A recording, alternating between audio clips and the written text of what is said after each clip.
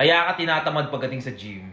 Kaya ka tinatamad pagdating sa pagpapakasipag o consistent o discipline o palumpalo pagdating sa gym kasi hindi mo pa makita yung resulta mo eh. Kumbaga hindi mo man lang nga ma-imagine yung sarili mo eh.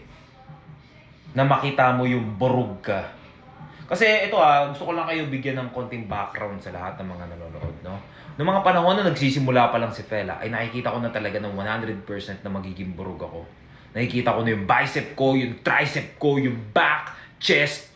Nakikita ko na yun kahit lasog-lasog pa yung katawan ko. Ikaw, hindi mo kasi ma-imagine. Na-imagine mo lang siya, seconds lang. Dapat para kang baliw, kumbaga days. Days mo siyang naiisip, months, years mo siyang naiisip na ito yung itsura ko, ito talaga yung magiging chest ko, ito talaga yung magiging bicep ko.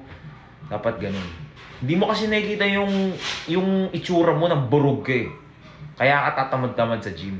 Kaya ka tatamad-tamad sa pagpunta ng gym. Kaya ka tamad kumain ng maayos. Wala eh. Kasi hindi mo makita, hindi mo ma-imagine yung sarili mo na magkaroon ng best version. Kumbaga, alam mo talaga sa kaduluduluan ng heart mo, yung pagiging best version ay sobrang labo. Hindi mo talaga maabot. Paano maabot yan kung malabo sa paningin mo? Hindi mo nga makita ng malinaw.